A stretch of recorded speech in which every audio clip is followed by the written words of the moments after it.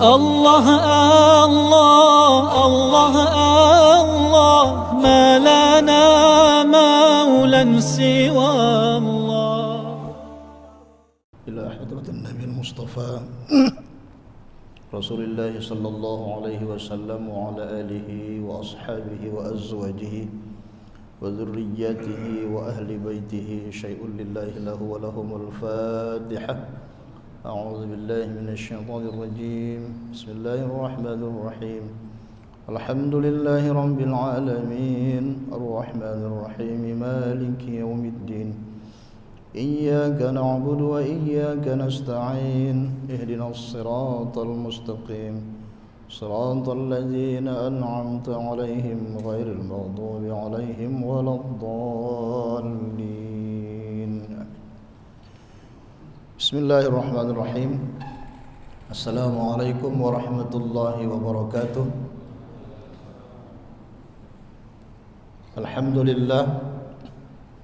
Alhamdulillahilladzi huwa alimul ghaibi wasyahadah huwar rahmanur rahim. Asyhadu an la ilaha illallah wahdahu la syarika lah wa asyhadu anna Muhammadan abduhu wa rasuluh la nabiyya ba'dah. Allahumma salli wa sallim wa barik ala sayyidina Muhammad wa ala alihi wa sahbihi ajma'in.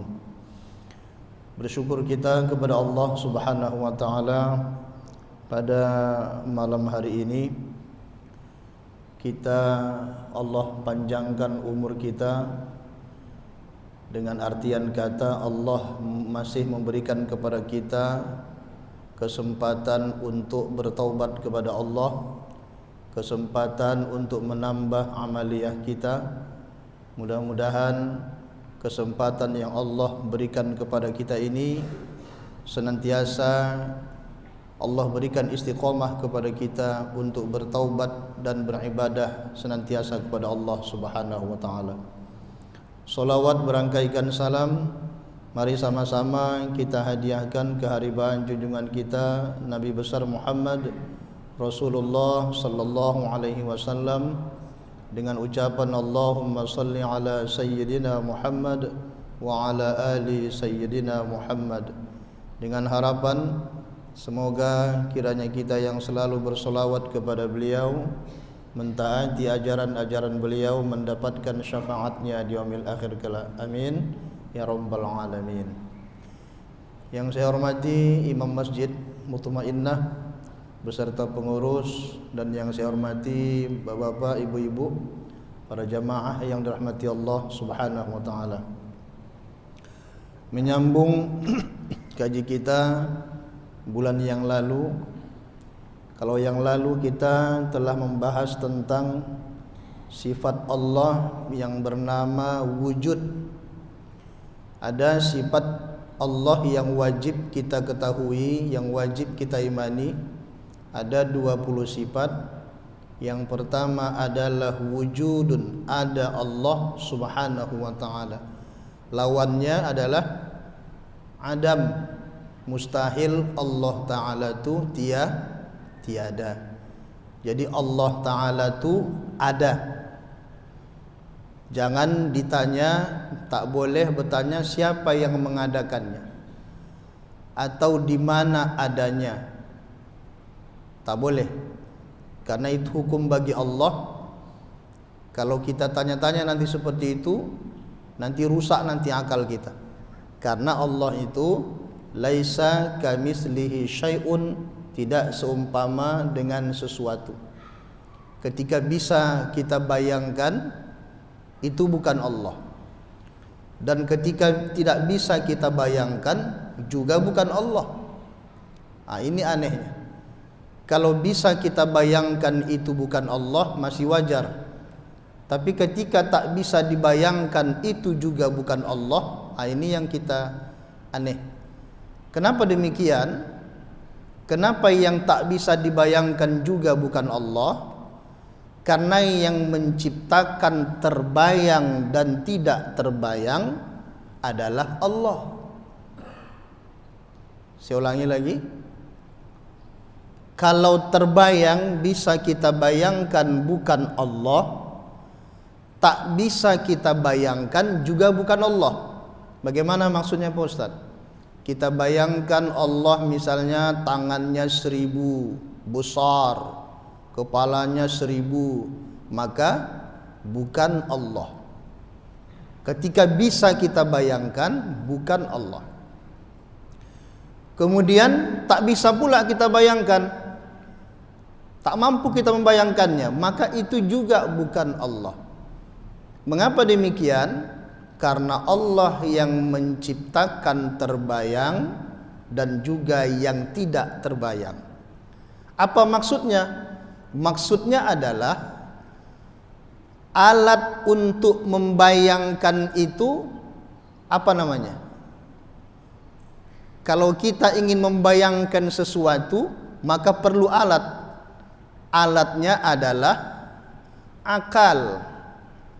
Akal yang membayangkan. Kemudian akal juga tak mampu dia membayangkan. Makanya dikatakan Allah bukanlah terbayang dan juga tidak terbayang, karena Allah yang menciptakan alat untuk membayangkan itu dan juga alat untuk tak bisa membayangkan, dan alatnya adalah akal. Akal itu adalah ciptaan Allah Subhanahu wa taala. Ini diluruskan dulu tauhidnya. Jadi jangan nanti ketika tak bisa dibayangkan itulah Allah, tidak. Nah, jadi dua-duanya bukanlah itu Allah. Allah wujud, ada Allah Subhanahu wa taala, mustahil Allah taala itu tiada. Apa dalilnya? Dalilnya nanti buka surah Ar-Ra'd ayat 16. Ayatnya panjang. A'udzubillahi minasyaitonir rajim. Qul man rabbus samawati wal ardi qulillah. Qul afattakhadhtum min dunihi awliya la yamlikuna li anfusihim naf'an wala dharra. Qul hal yastawil a'ma wal basiru am hal tastawil zulumatu wan nur am ja'alu lillahi syuraka khalaqu ka khalqihi fatashabahal khalqu alaihim qulillahu khaliqu kulli syai'in wa huwal wahidul qahhar. Ayatnya panjang, surah Ar-Ra'd ayat 16. Apa maknanya? Katakanlah siapakah Tuhan langit dan bumi? Maka jawablah Allah. Katakanlah, maka patutkah kamu mengambil pelindung-pelindungmu dari selain Allah, padahal mereka tidak menguasai kemanfaatan dan tidak pula kemudaratan bagi diri mereka sendiri. Katakanlah, adakah sama orang yang buta dan yang dapat melihat, atau samakah gelap gulita dan terang benderang? Apakah mereka menjadikan beberapa sekutu bagi Allah yang dapat menciptakan seperti ciptaannya, sehingga kedua ciptaan itu serupa menurut pandangan mereka? Katakanlah, Allah adalah pencipta segala sesuatu dan dialah Tuhan yang Maha Esa lagi Maha Perkasa. Jadi Allah lah yang menciptakan segala sesuatu. Kemudian yang kedua yang kita bahas malam ini adalah sifat Allah, yaitu qidam. Apa itu qidam? Qidam itu artinya tak berawal, sedia. Bagaimana sedia itu? Laisa kamitslihi syai'un. Kalau minuman botol ini disediakan atau sedia, Bapak Ibu? Disediakan atau sedia? Disediakan, beda. Kalau disediakan berarti dia baru dia, berubah-ubah dari tidak ada. Tadi tak ada tadi di meja ini. Bahkan di meja ini tadi apa tadi? Air putih setengah gelas. Ditukar oleh pengurus, diadakanlah air aqua 2 botol langsung gantinya, setengah gelas ganti 2 botol. Dari tidak ada menjadi ada. Kalau Allah bukan dari tidak ada, tapi ada. Kemudian Allah Ta'ala itu sedia. Lawan daripada qidam, ibu-ibu, lawannya adalah hudus. Apa arti hudus? Baru. Hudus itu artinya baru atau baharu. Qidam sedia atau tak berawal, sedangkan lawannya adalah hudus, artinya baru atau ada awalnya. Sekarang saya tanya, Allah itu berawal atau tak berawal? Adakah awalnya Allah? Allah tidak berawal, tidak pula berakhir. Karena dialah yang awal, dialah yang akhir. Tidak berawal dan tidak berakhir, karena dia yang awal, dia juga yang akhir. Mana dalilnya? Dalilnya surah Al-Hadid ayat 3. A'udzu billahi minasyaitonir rajim. Huwal awwal wal akhir wal zahir wal batin wa huwa bikulli syai'in alim. Dialah yang awal dan yang akhir, yang zahir dan yang batin, dan dia maha mengetahui segala sesuatu. Jadi Allah itu dialah yang awal, dialah yang akhir. Atau tidak berawal dan tidak juga berakhir. Kalau kita nih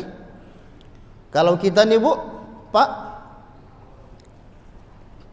ada awal dan ada akhir. Tapi ada di antara tubuh kita ini ada awal dan tak ada akhir. Di mana dia? Kita buka sedikit ya. Diri kita ini terdiri dari dua unsur. Ada unsur zahir, ada unsur batin. Unsur zahir inilah dia, casing nih, makhluk.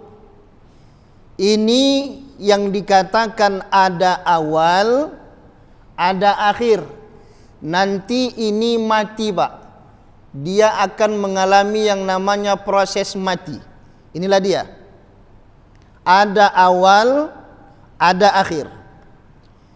Tapi ada diri kita yang ada awalnya, tapi dia tak berakhir. Mana dia? Itulah diri kita, unsur yang batin, yang disebut dengan ruh. Orang awam menyebutnya ruh. Kalau dalam ilmu tasawuf, itulah diri sebenar diri. Jadi diri kita yang sesungguhnya itu, itulah sekarang tuh, yang di dalam tuh sekarang. Orang awam menyebutnya ruh. Itu yang dalam kaji-kaji ma'rifatullah, man arafa nafsahu faqad arafa rabbahu. Siapa yang mengenal dirinya, maka sesungguhnya dia telah mengenal Tuhannya. Diri yang mana ini?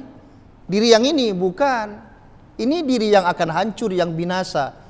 Yang dari tanah, dia akan kembali ke tanah. Tapi ada diri kita yang dari Allah, akan kembali dia kepada Allah. Dan dia tak mati-mati. Makanya bodoh sekali kita, rugi sekali kita, kalau yang kita perhatikan ini. Kita kasih makan ini ayam penyet, rendang jengkol, gulai kambing, sate kambing, segalanya kita makan. Kita gemuk-gemukkan ini, kita rawat kesehatannya ini, tapi diri kita yang sesungguhnya tak pernah kita rawat. Padahal nanti yang kembali kepada Allah adalah diri kita yang batin itu, bukan ini. Dan yang disiksa tuh nanti bukan ini. Bukan ini yang disiksa. Yang disiksa itu adalah diri yang batin, ruh kita masing-masing ini nanti yang disiksa. Tak percaya Bapak? Tengok tuh di sana, di pemakaman tuh, buka balik, digali tanah tuh, tengok. Ada tak orang tuh disiksa jenazahnya tuh, ada tak? Tak. Itu kalau matinya di tanah. Bagaimana dengan yang masuk ke open, masuk jenazah, keluar abu? Macam mana? Apanya disiksa? Ayo, apanya disiksa? Tubuh ini atau tubuh yang batin? Tubuh yang batin. Makanya kita perlu mengaji tauhid, supaya jangan salah kita, yang kita rawat. Capek kita mengobatinya, ini diabetes lah, takut kita ini, kolesterol lah, darah tinggi lah, semua kita takut masalah sakit dia nih. Tapi sakit rohani kita tak kita perhatikan. Penyakit rohani inilah yang akan membawa kita kepada kecelakaan, yang membawa kita kepada azab Allah. Bapak Ibu yang rahmati Allah Subhanahu wa ta'ala. Jadi kalau Allah tak berawal, dialah yang awal, dia pula yang akhir. Karena dia tak berawal dan tidak ada akhir, maka kita, diri kita yang sesungguhnya, diri kita yang batin, ada awalnya dan dia tidak berakhir, dikekalkan Allah Subhanahu wa ta'ala. Makanya Bapak Ibu yang rahmati Allah, dulu semua ruh diciptakan Allah, semuanya, dari mulai Nabi Adam sampai ke umat yang terakhir sudah Allah ciptakan. Lalu Allah ambillah persaksian. Ini tertuang dalam surah, lupa saya surah apa Ustaz? Alastu bi rabbikum, surah apa? Surah Al-A'raf ya. Surah Al-A'raf. Alastu bi rabbikum qalu bala syahidna. Bukankah aku ini Tuhan kamu, kata Allah. Allah ambil persaksian semuanya kepada segala ruh. Diambil persaksian oleh Allah, semuanya menjawab qalu bala syahidna. Benar ya Allah, kami saksikan engkaulah Tuhan kami. Semuanya tak ada yang menolak.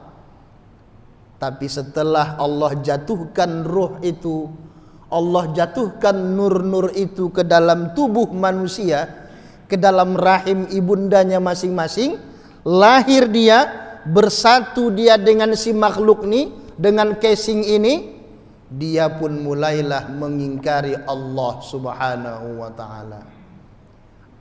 Makanya maaf ini, ada yang dia non muslim, ada yang dia agama ini, atau dia ada juga yang dia Islam tapi KTP-nya saja, tapi dia ingkar kepada Allah Subhanahu wa ta'ala. Dulu ruhnya mengakui,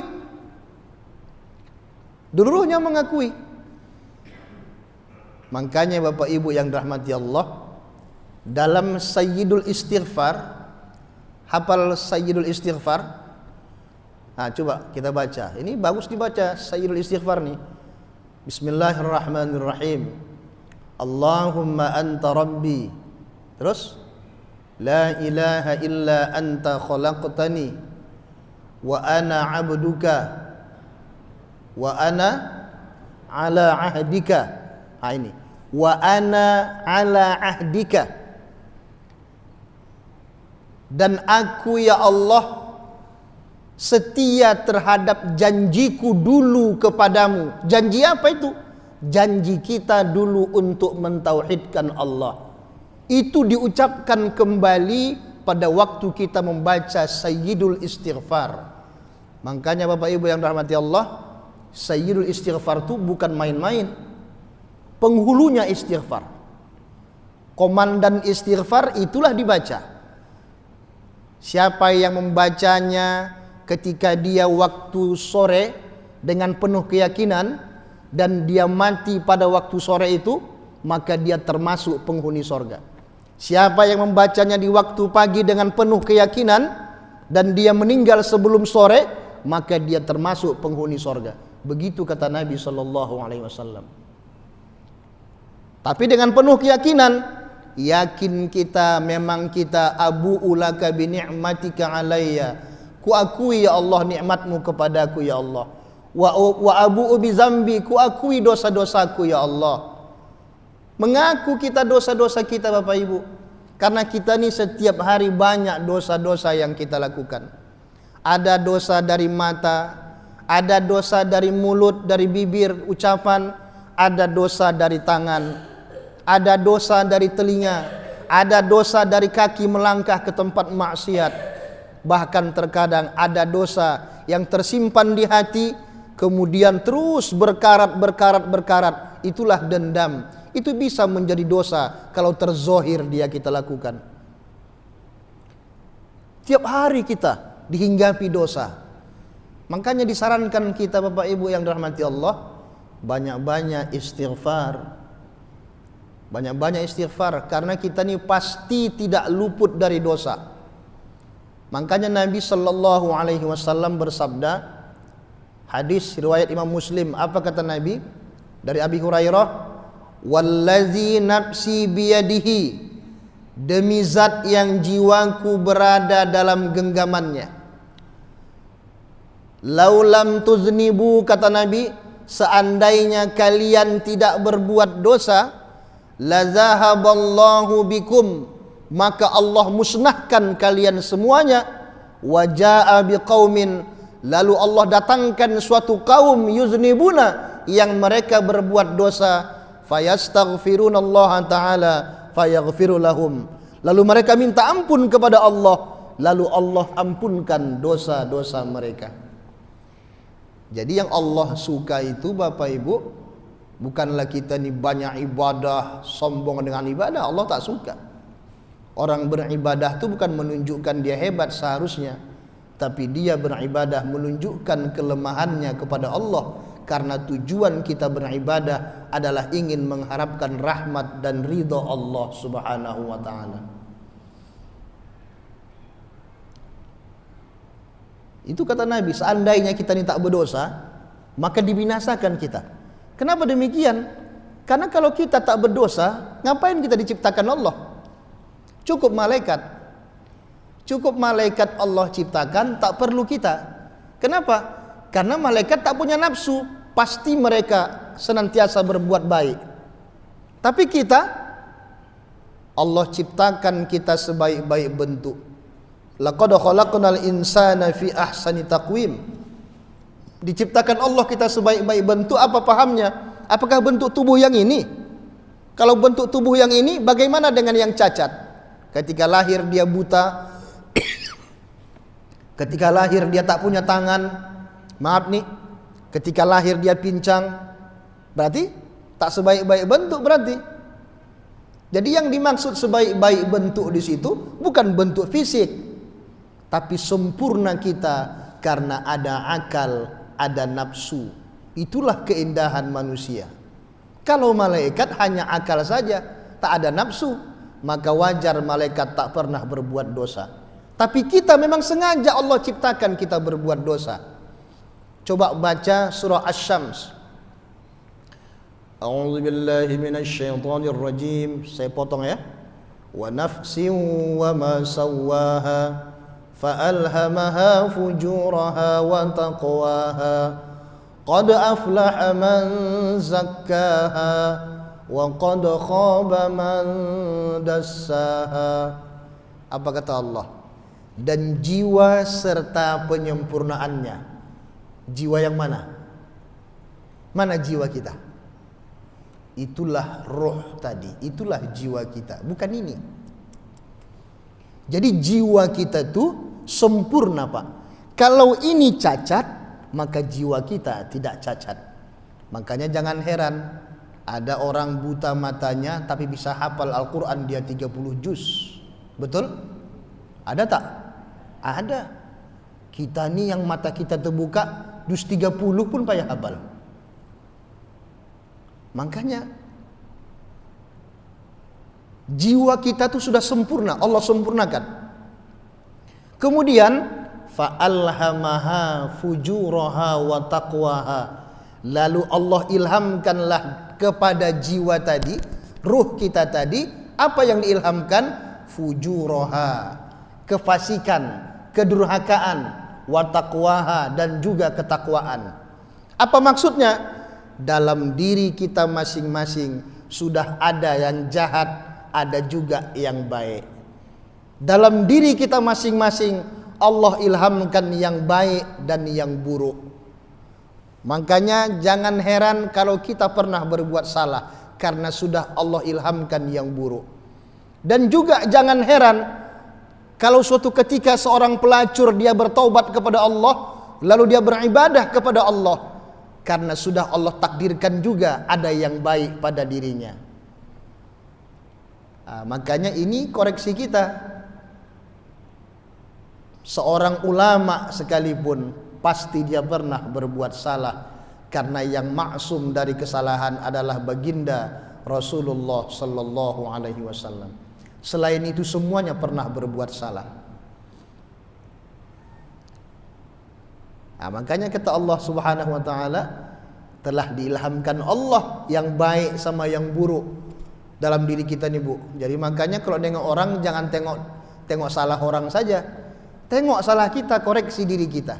Aib kita sering-sering dikenang-kenang. Aib kita di masa lalu waktu muda, atau aib kita pada saat ini dikenang-kenang, diingat-ingat selalu. Untuk apa itu? Untuk menghadirkan dalam bibir kita nih, pada bibir kita nih, istighfar. Astaghfirullahalazim. Ya Allah, ampunkan aku ya Allah. Aku dulu durhaka kepada ibundaku ya Allah. Tak sempat aku minta maaf ya Allah, dia sudah meninggal ya Allah. Ampunkan aku ya Allah. Pernah aku marahin ayahku ya Allah. Tak sempat aku minta ampun ya Allah, dia sudah meninggal ya Allah. Dikenang-kenang kesalahan masa lalu.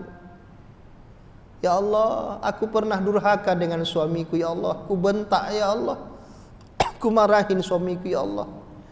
Ya Allah, aku pernah marah kepada istriku ya Allah. Ku tampar ya Allah. Ku maki ya Allah. Ampunkan aku ya Allah. Kita kenang kesalahan kita, Bapak Ibu. Itu tujuan kita. Karena pasti kita tak luput kita dari dosa.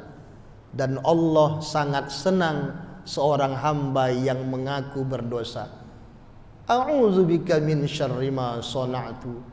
Aku berlindung kepadamu ya Allah dari kejahatan yang pernah kulakukan ya Allah. Kusadari itu ya Allah. Abu'u bi dzambi, kusadari ya Allah, kuakui dosa-dosaku ya Allah. Faghfirli, ampunkan aku ya Allah. Faghfirli fa innahu la yaghfiru dzunuba illa anta. Karena sesungguhnya ya Allah tak ada yang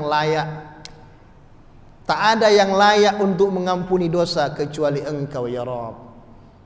Itulah luar biasanya Sayyidul Istighfar itu, Bapak Ibu yang dirahmati Allah. Kalau kita baca pagi dan sore kita baca, sambil kita juga istighfar.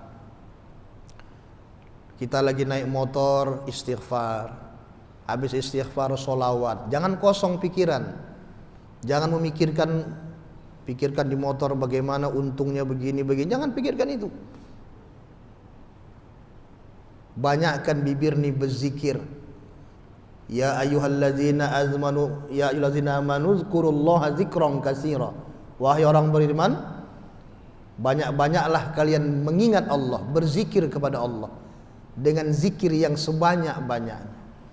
Karena zikir itu bukanlah hanya la ilaha illallah saja, tapi semua perbuatan dan ucapan mengagungkan Allah itu adalah zikir.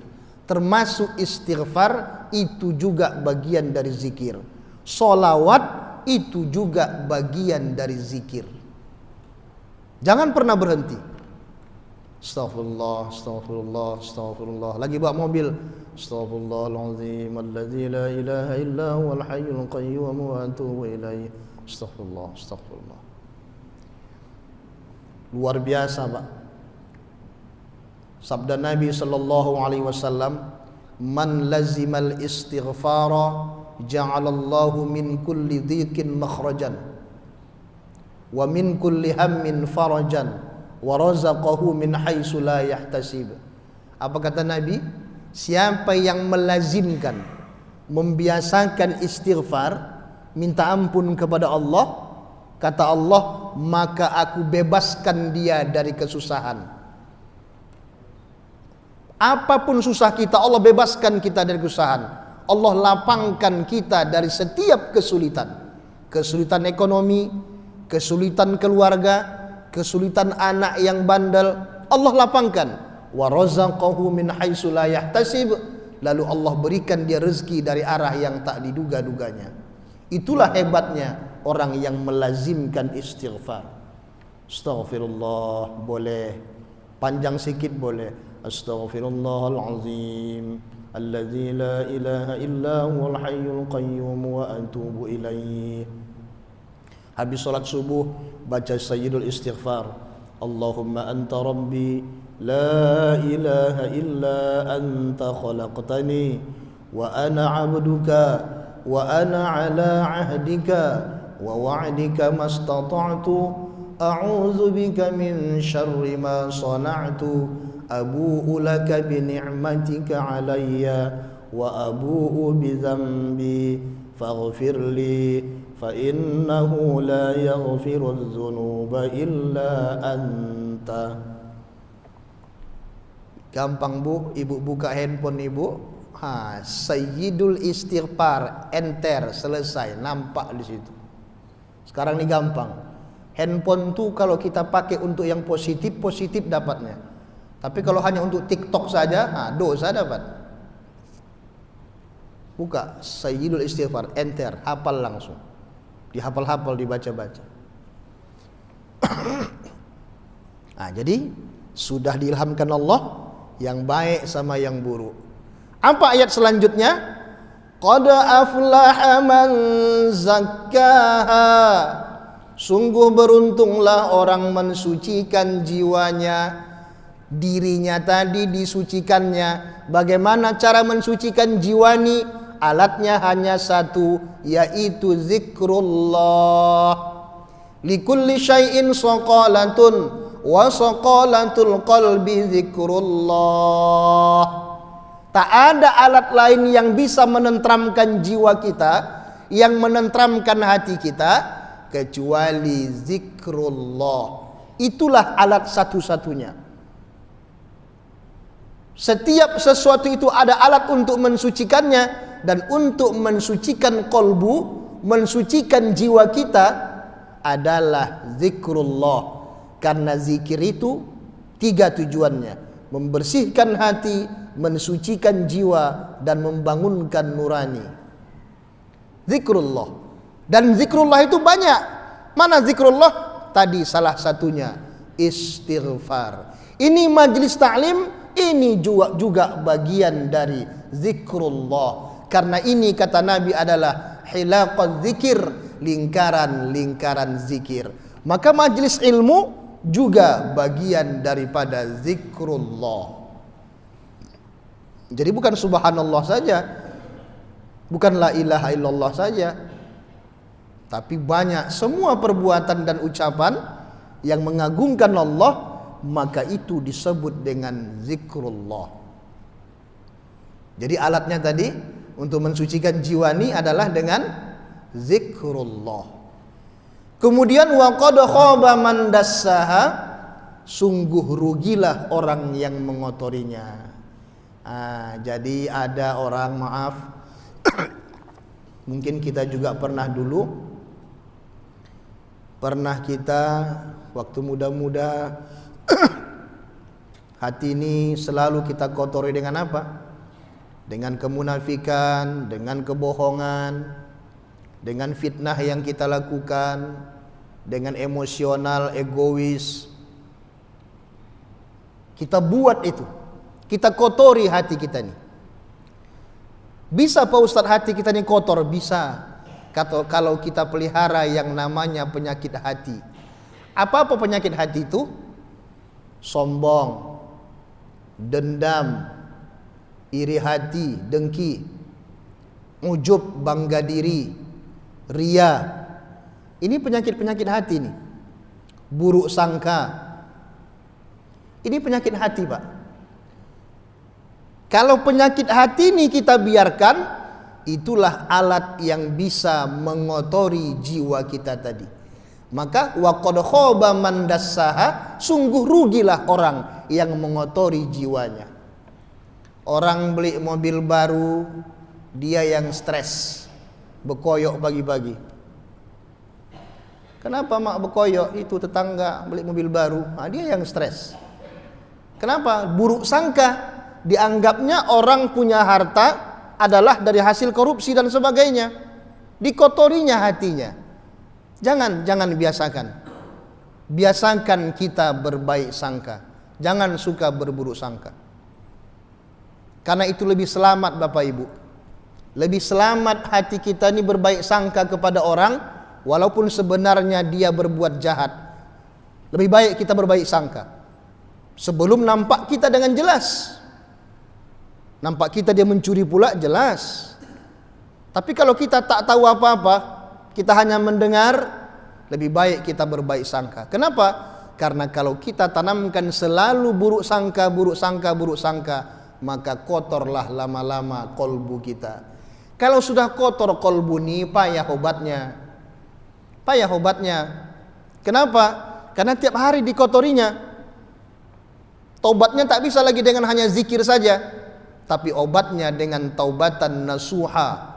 Betul-betul tak lagi dilakukannya lagi buruk sangka itu selama-lamanya. Asalkan mau buruk sangka, astaghfirullahaladzim. Asalkan timbul perasaan buruk sangka, astaghfirullahaladzim. Ini Bapak Ibu yang rahmati Allah. Jadi ada sebuah ungkapan di dalam kitab Al-Hikam, Syekh Ibnu Athaillah As-Sakandari menulis, apa kata beliau? Tashawwufuka ila ma batana fika minal uyub khairun min tashawwufika ila ma hujiba anka minal uyubi. Usahamu untuk mengetahui aib yang masih ada dalam dirimu itu lebih baik. Usaha kita untuk mengetahui aib yang ada pada diri kita ini, itu lebih baik, kata Syekh Ibnu Athaillah As-Sakandari, daripada usahamu untuk hal-hal yang gaib, untuk mengetahui masalah-masalah gaib yang menghijabmu, yang mendindingmu. Maksudnya begini, ada orang yang ingin mencari karomah dalam dirinya. Dia ibadah itu tujuannya ingin mendapatkan karomah dari Allah.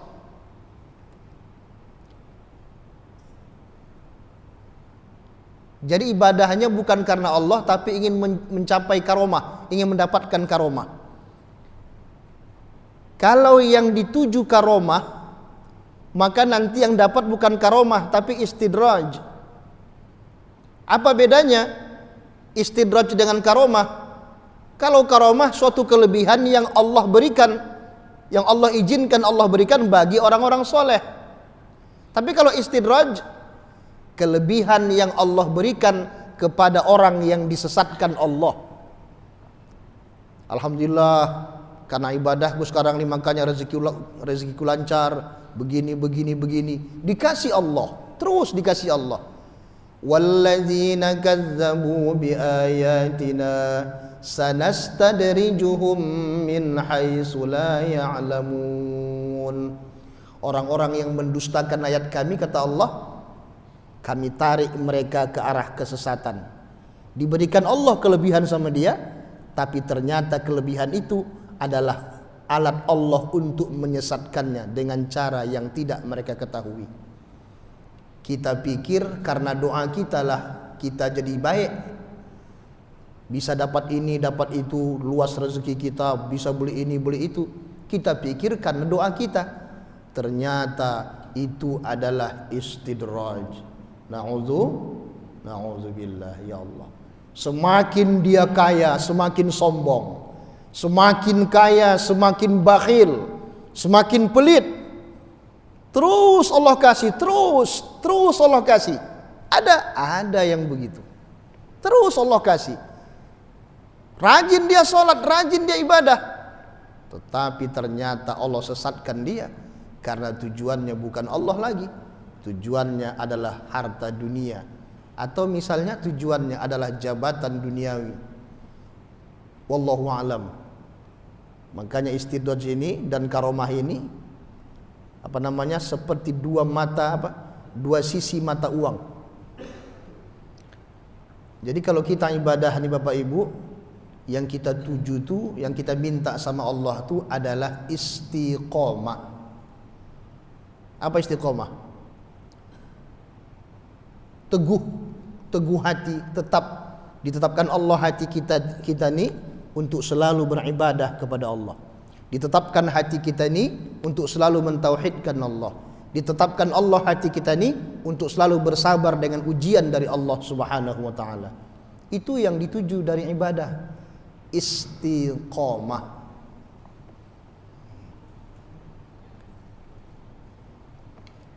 Bapak Ibu yang rahmati Allah Subhanahu wa taala, maka orang arif billah itu dia ingin selalu menjadi hamba yang istiqomah, bukan mencari karomah. Jadi kalau ada yang mau belajar untuk mencari karomah, hati-hati. Nanti yang dapat bukan istiqomah karomah, tapi yang dapat istidraj. Kenapa?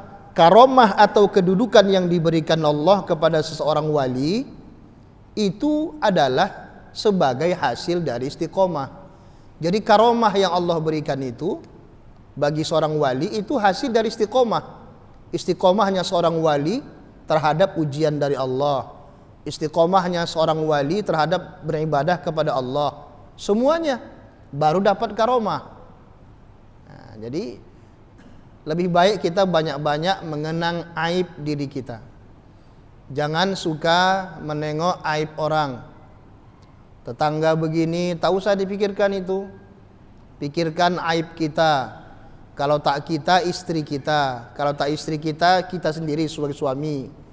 Anak kita, ayah kita, mak kita, adik kita. Masing-masing kita punya aib. Cari terus aib kita. Untuk apa? Untuk selalu bibir ini beristighfar kepada Allah Subhanahu wa taala. Maka Bapak Ibu yang rahmati Allah, kembali kepada kaji kita. Sifat Allah yang wajib bagi Allah itu yang kedua adalah qidam, tidak berawal.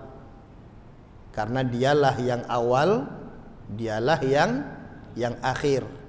Nah, kalau kita tadi diri sebenar diri tadi, dia ada awalnya dan tidak ada akhirnya. Kalau ini casing nih ada awal, ada akhir. Nanti ini Bu akan kembali ke sambau. Betul tak? Kalau matinya di sini di tanah nih. Kalau matinya di laut tenggelam, di mana makamnya? Ayo. Makannya di mana makamnya? Habis makan ikan benggol, cup sedikit. Ikan tongkol makan juga, cup sedikit habis. Lama-lama habis, tak tersisa lagi. Tulang-tulang saja jatuh ke bawah laut.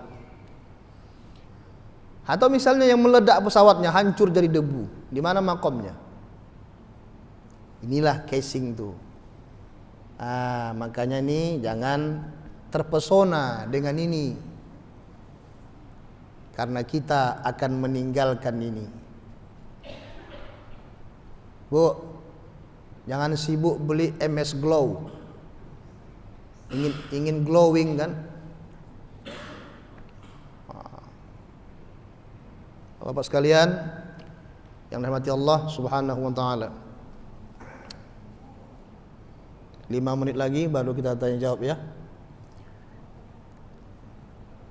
Jadi segala yang ada awalnya adalah makhluk, termasuklah kita nih juga makhluk yang dijadikan Allah Subhanahu wa taala. Makanya surah Al-Mulk ya, yang kata Allah itu dalam Al-Quran, Allazi khalaqal mauta wal hayata liyabluwakum ayyukum ahsanu amala. Allah yang menciptakan mati dan hidup untuk menguji kamu siapa yang paling baik di antara kamu amalnya. Apa paham mati duluan baru hidup? Kenapa tak hidup duluan baru mati? Karena yang hidup itu Allah. Sedangkan kita dari mati baru dihidupkan, dari tak ada baru diadakan. Itu pahamnya. Dari tak ada kita, kemudian diadakan Allah lah kita, dihidupkan Allah. Untuk apa kita dihidupkan Allah? Untuk menguji kita nih, siapa di antara kita nih yang paling baik amalnya. Bukan hanya amal sholat saja, amal sabar dalam menghadapi ujian, amal sedekah, amal sholat, amal sholawat, amal istighfar, amal zakat, amal umrah, amal haji. Karena amal itu bukan sholat saja, termasuk amal kita dengan tetangga. Semuanya itu semuanya adalah ujian dari Allah. Siapa di antara kita nih yang paling baik amal? Bukan yang paling banyak harta, bukan. Bukan yang paling tinggi jabatan, bukan. Tapi yang paling baik amalnya. Maka alangkah bagusnya banyak harta, baik pula amal, luar biasa. Banyak harta, rajin sedekah, mantap. Tinggi jabatan, digunakannya kekuasaannya untuk menolong orang-orang miskin, untuk menolong agama Allah, mantap. Tak terpesona dia dengan jabatan itu, tinggi pun jabatannya, dia biasa saja. Karena dalam hatinya yang tinggi itu adalah Allah. Dan semua amal yang dilakukannya, dia sudah tahu ini adalah ujian dari Allah Subhanahu wa ta'ala. Maka kesimpulan kaji kita, sifat Allah yang wajib ini yang kedua adalah qidam, tidak berawal atau sedia. Bagaimana sedianya? Jangan dipikirkan Pak, jangan dibayang-bayangkan. Sedia. Kalau air ini tadi disediakan, meja ini disediakan, kita pun disediakan, kita diadakan Allah. Kalau Allah sedia, tak berawal Allah Ta'ala itu. Jangan dipikirkan. Wujud qidam ini, dua sifat ini Bapak Ibu, ini ada di dalam kalimat la. Karena ada dalam sebuah hadis, man kana akhiru kalamihi la ilaha illallah dakhalal jannah. Hadis riwayat Abu Daud dan Hakim. Siapa yang di akhir hayatnya mengucapkan la ilaha illallah pasti masuk surga.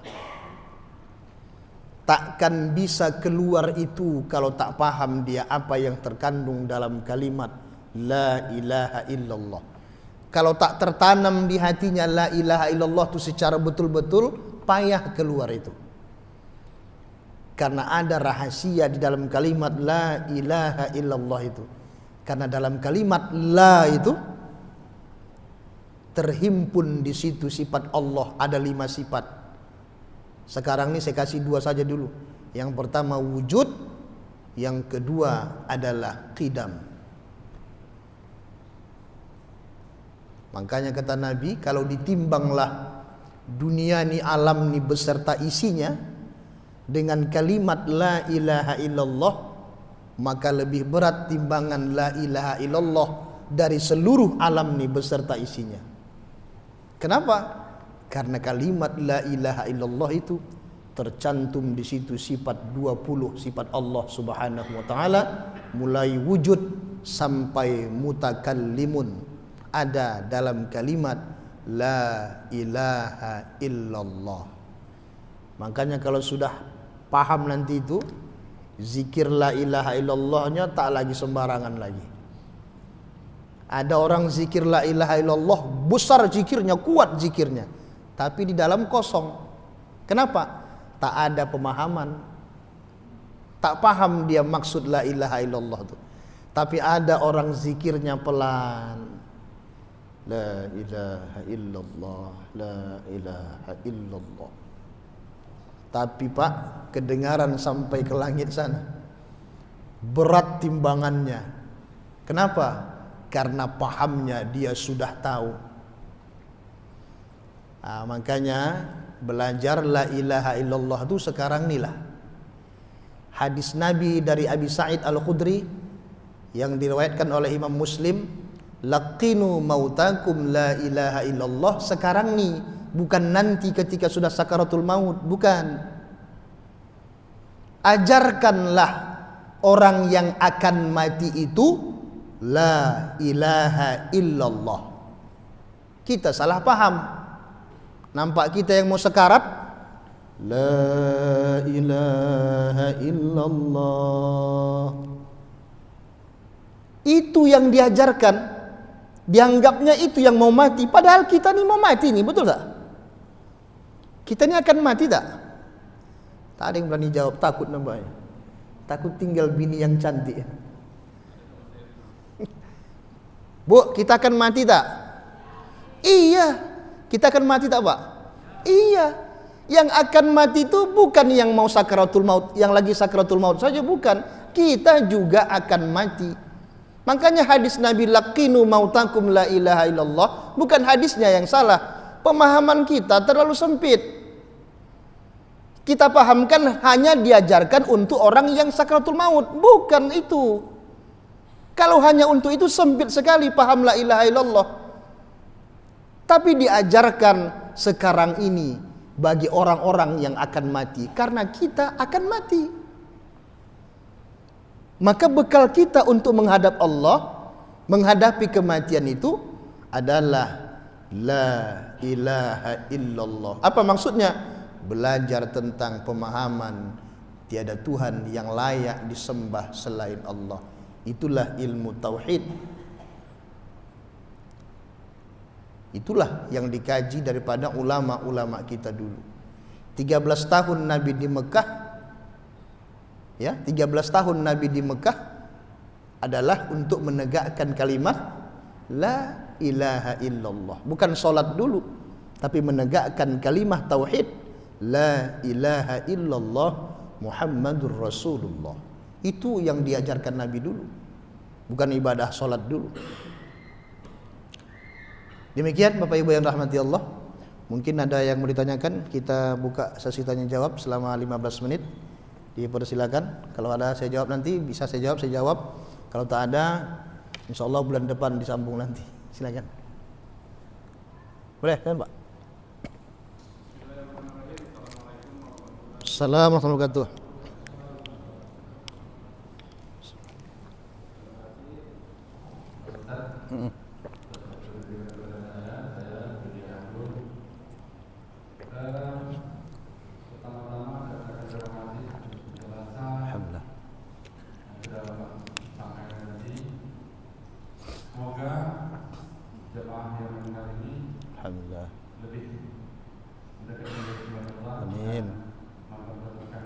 Amin.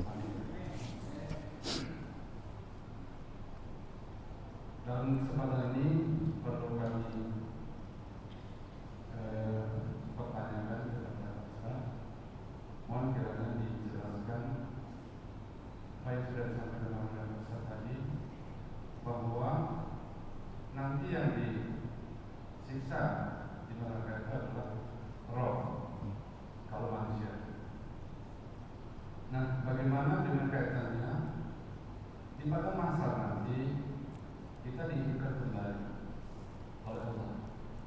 Yang kami pertanyakan, hidupkan kembali di sini apakah berupa wujud seperti sekarang? Kemudian itulah yang mendapatkan siksa. Masya Allah. Atau tetap seperti yang telah bilang tadi, roh yang disiksa. Bagi yang dosanya ada. Mungkin demikian. Masya Allah. Waalaikumsalam warahmatullahi wabarakatuh. Wah, luar biasa pertanyaannya nih. Berat ini. Dijawab tak di sini ya?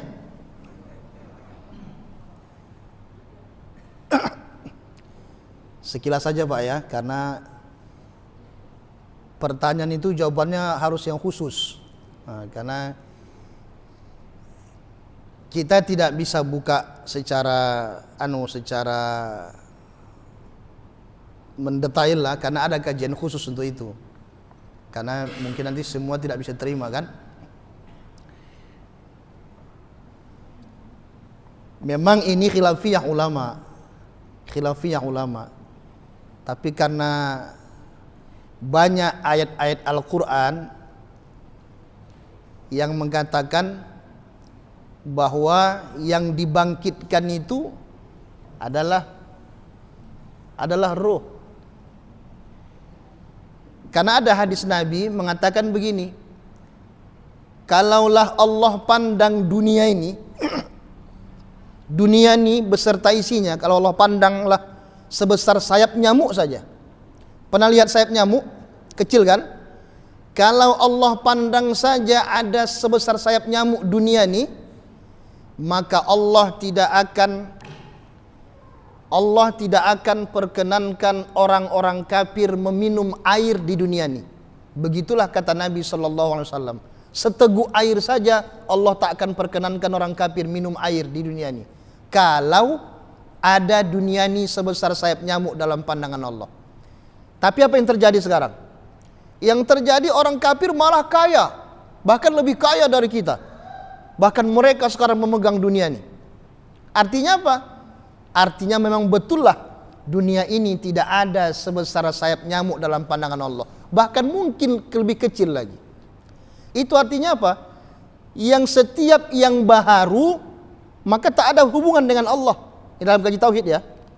Setiap yang berusak, ini kan yang rusak. Yang rusak ini tak ada hubungan dengan Allah. Ini baharu tak? Rusak tak ini? Tak ada hubungan dengan Allah. Sekarang saya tanya dulu, untuk mendekatkan paham. Sekarang orang yang sudah mati itu ada tak yang disiksa? Ada tak? Pasti ada. Orang kafir itu yang sudah mati itu disiksa tak? Disiksa. Apa mereka yang disiksa? Jasadnya sudah jadi abu. Jasadnya sudah jadi abu. Jasadnya sudah jadi abu. Apanya disiksa? Berarti ruhnya.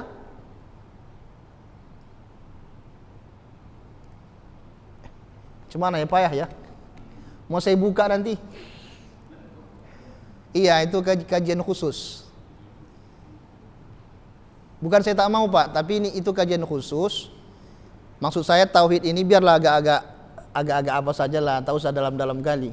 Karena ada kajian khusus tentang itu. Ya Bu ya, boleh ya, tak apa-apa ya. Baiklah, saya potong aja. Dalam ilmu tauhid, dalam ilmu ma'rifatullah, kiamat yang sesungguhnya itu bukanlah dunia ini hancur, tapi adalah kiamat diri, mati. Itu Pak dalam ilmu tasawuf, dalam ilmu ma'rifah. Jadi orang-orang ma'rifah tidak sibuk dengan dunia ini kiamat, tak sibuk dia. Tapi dia yang sibuk adalah kiamat dirinya. Karena itulah kematian yang sesungguhnya. Yang dibangkitkan itu bukanlah nanti ini kita dibangkitkan macam zombie. Tahu zombie? Keluar dari tanah tuh, bukan.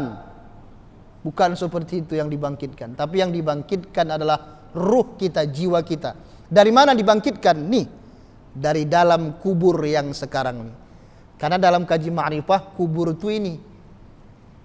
Sedangkan yang tanah itu bukan kubur, tapi pekuburan. Pekuburan. Tapi bukan ini alam kubur ya, bukan. Alam kubur itu namanya barzakh. Lain lagi kajinya. Kira-kira gimana? Saya mohon maaf lah kalau tak bisa saya buka semua, ya Pak ya. Nah, kalau Bapak nanti mau tahu, nanti datang malam Senin ke Batu Besar. Ya. Kalau mau tahu rahasia yang itu, nanti datang malam Senin, Ya, setiap malam Senin saya buka kajian itu di Batu Besar, di Kampung Tengah. Silakan datang. Khusus membahas itu, tak ada membahas yang lain-lain. Boleh. Silakan Pak.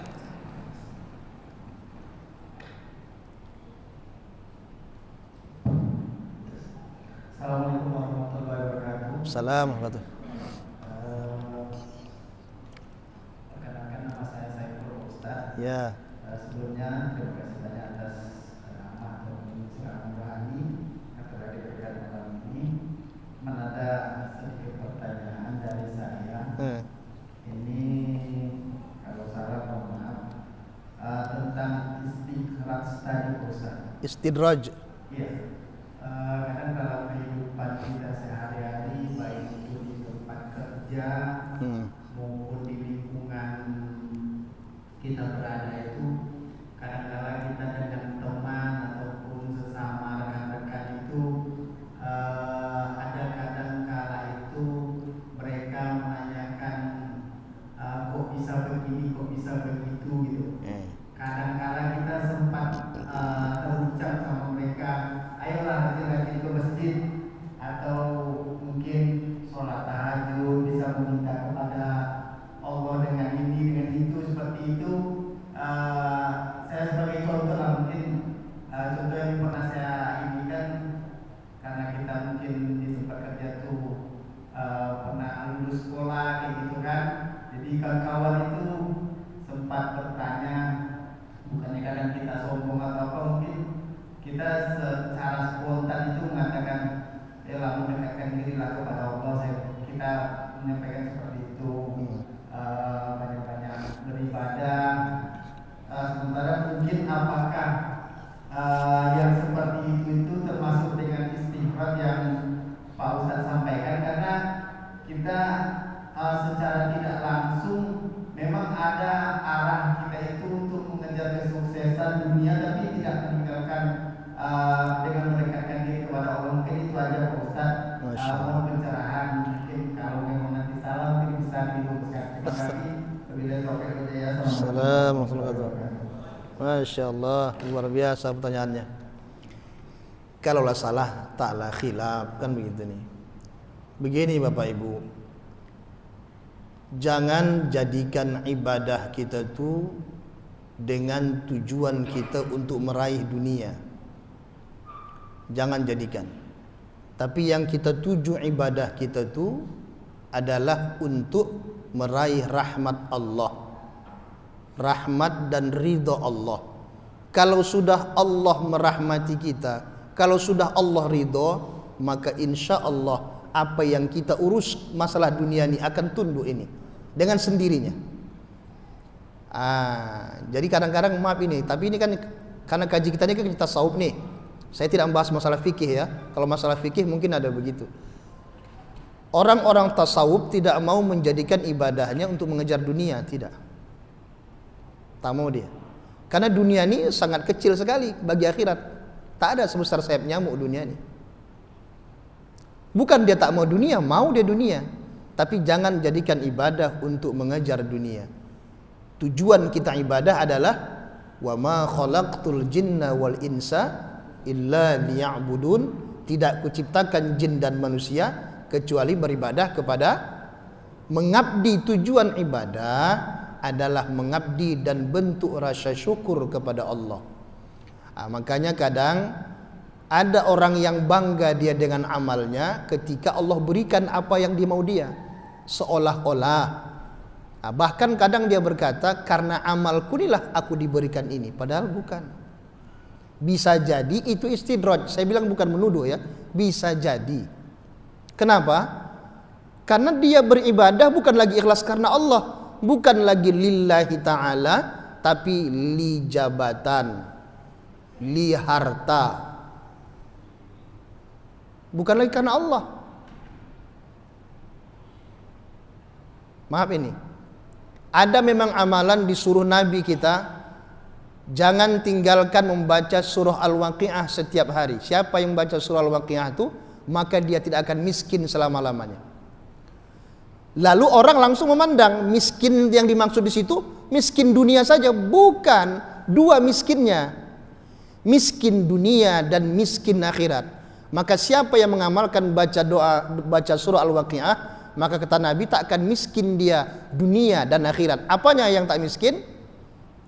Bukan hanya hartanya, hatinya. Hatinya tak akan sepi dari hidayah Allah Subhanahu wa taala. Karena sesungguhnya orang yang miskin bukan orang tak punya harta, tapi orang yang sepi hatinya dari petunjuk Allah Subhanahu wa taala. Malas jadinya beribadah. Jadi maaf ini, karena kaji kita kaji tasawuf memang agak beda dengan kaji fikih. Karena fikih kan menciptakan pahala, amal ini pahalanya ini kan begitu. Kita tak lagi tak lagi membahas tentang pahala, karena pahala itu pasti sudah ada Allah berikan. Setiap kita berbuat baik pasti ada imbalannya. Jadi yang kita pikirkan bukan lagi imbalan, tapi yang memberi imbalan. Itu yang kita tuju sekarang. Jadi bukan lagi pahalanya, tapi yang memberi siapa yang beri pahala? Allah. Walaupun amalannya sholat duha untuk melancarkan rezeki, kan begitu kan? Ya tak salah, sholatnya tidak salah. Jangan sholatnya yang terbayang urusan bukan Allah. Ini sekarang kita mau macam mana urusan ini lancar ini, sholat duha dulu. Jadi yang terbayang ketika sholat duha, apa yang terbayang? Yang terbayang mana lebih banyak Allah daripada itu urusan tadi. Itulah yang bisa mendatangkan istidraj. Kenapa? Dalam beribadah dia menyekutukan Allah. Ini yang dilarang Allah dalam surah Al-Kahfi. Faman kana yarju liqa'a rabbih falya'mal 'amalan shalihan. Barang siapa yang berharap berjumpa dengan Tuhannya, maka hendaklah dia beramal soleh. Udah? Belum. Wala yusyrik bi'ibadati rabbih ahada. Dan janganlah dia menyekutukan Allah dengan sesuatu dalam beribadah. Tak boleh. Dalam beribadah tadi, Allahu Akbar, bukan Allah, bukan nikmat Allah yang dibayangkannya, bukan ridha Allah yang ditujunya, tapi yang ditujunya adalah supaya sukses dia kerjaan dia hari ini, supaya sukses tujuan dia besok, bukan Allah. Kira-kira berdampingan tak syirik dengan itu tadi? Berdampingan. Itulah yang maaf ini banyak orang beramal dikiranya amalnya diterima Allah, tetapi istidraj yang didapatkannya. Kenapa? Karena saya tak menuduh, bisa jadi tujuan dia beribadah bukan lagi Allah, tapi tujuannya adalah urusan duniawinya. Kira-kira begitu, wallahu a'lam. Tadi yang pertanyaan yang tadi itu maaf saya tidak jawab terlalu apa, karena itu masalah khusus ya, masalah yang tadi Bapak tadi, masalah padang mahsyar itu yang mana sebenarnya. Karena Ka'bah itu Bapak Ibu, Ka'bah tahu kan? Itu zahirnya kan, ada juga batiniahnya. Kalau itu Baitullah, di atas Ka'bah itu ada namanya Baitul Ma'mur. Nampak tak? Tak nampak. Ribuan malaikat tawaf di situ, di Baitul Ma'mur itu. Kalau kita tawafnya di Ka'bah. Jadi ada zahirnya, ada juga batinnya. Tadi masalah istidraj itu panjang lebar, nanti kita bahas lagi. Ya, karena tidak cukup membahas itu hanya sekilas saja. Cuman hati-hati, ibadah kita ini kan kita baca dalam doa iftitah. Inna sholati wa nusuki wa mahyaya wa mamati lillahi rabbil alamin. Semuanya kepada Allah. Sesungguhnya solatku, ibadahku, hidupku, matiku untuk Allah semua. Saya kalau sholat duha, kepingin saya misalnya sesuatu, ingin lancar ini, udah pingin tuh ketepikan. Yang ingin tuh sudah dalam hati saja itu, tapi di sholat tetap Allah, mohonnya kepada Allah. Ketika berhasil, alhamdulillah, jangan lupakan zakatnya, ya kan? Ketika tak berhasil, maka juga alhamdulillah. Kenapa alhamdulillah juga? Alhamdulillah juga karena semuanya datangnya dari Allah. Tak diberikan Allah bukan karena Allah tak kasih, tapi Allah ingin lebih mendengar rintihan kita. Karena Allah tu sangat suka kepada hambanya yang merintih-rintih kepada Allah. Ya Allah, kau tak kau kasih ya Allah, tolonglah ya Allah. Gitu. Tapi itu sebenarnya dibahas dalam kaji khusus biar agak mantap hatinya. Demikian mudah-mudahan pada malam hari ini pertemuan kita dirahmati Allah. Mari kita berdoa ala hadhihi niyyah wa likulli niyyatin salihah wa ila hadratin nabiyil mustafa rasulillah sallallahu alaihi wasallam wa ala alihi wa ashabihi. Al-Fatihah. A'udzu billahi minasy syaithanir rajim. Bismillahirrahmanirrahim. Alhamdulillahi rabbil alamin. Ar-Rahmanir Rahim. Maliki yaumiddin. Iyyaka na'budu wa iyyaka nasta'in. Ihdinas siratal mustaqim. Siratal ladzina an'amta 'alaihim ghairil maghdubi 'alaihim waladdallin. Bismillahirrahmanirrahim. Alhamdulillahi rabbil alamin wassalatu wassalamu ala asyrafil anbiya'i wal mursalin wa ala alihi wa sahbihi ajma'in. Allahumma ya rabbana taqabbal minna du'aana innaka antas sami'ul alim wa tub 'alaina ya maulana innaka antat tawwabur rahim. Allahumma ighfir lana dhunubana wa liwalidayna warhamhuma kama rabbayana shaghira wa li asatidina wa li jami'il muslimina wal muslimat wal mu'minina wal mu'minat bi rahmatika ya arhamar rahimin. Allahumma ya Allah, ampunkanlah segala dosa dan kekhilafan kami ya Allah, kelalaian hati kami ya Allah, kelalaian bibir ini ya Allah untuk berzikir kepadamu dan juga meminta ampun kepadamu. Ampunkan kami ya Allah ya Rahman. Allahumma ya Karim, bimbinglah kami ke jalan yang Engkau ridai, bimbing kami ya Allah ke jalan yang Engkau rahmati, naungi kami dengan hidayah-Mu ya Rahman, naungi kami ya Allah dengan rahmat-Mu ya Rahim ya Arhamar Rahimin. Ampunkan dosa kedua orang tua kami ya Allah yang telah membesarkan kami dengan tetesan darah dan air mata mereka ya Rabb. Ampunkan juga anak-anak kami, bimbing anak-anak kami ke jalan yang Kau ridhai ya Allah. Jadikan anak-anak kami anak yang soleh dan solehah. Jauhkan anak-anak kami dari zina dan narkoba ya Karim. Luaskan rezeki kami dengan rezeki yang zahir dan batin ya Allah ya Rabb ya Arhamar Rahimin. Allahumma ya Karim, tambahkanlah ilmu kami ya Rahman. Tambahkan ilmu kami ya Allah agar kami semakin dekat denganmu ya Allah, agar kami semakin sadar ya Allah tentang dosa-dosa yang pernah kami lakukan ya Allah ya Rabb ya Arhamar Rahimin. Rabbana atina fid dunya hasanah wa fil akhirati hasanah wa qina azaban nar. Wa sallallahu ala Muhammadin wa ala alihi wa sahbihi ajma'in. Subhana rabbika rabbil izzati amma yasifun wa salamun alal mursalin walhamdulillahi rabbil alamin. Wassalamualaikum warahmatullahi wabarakatuh.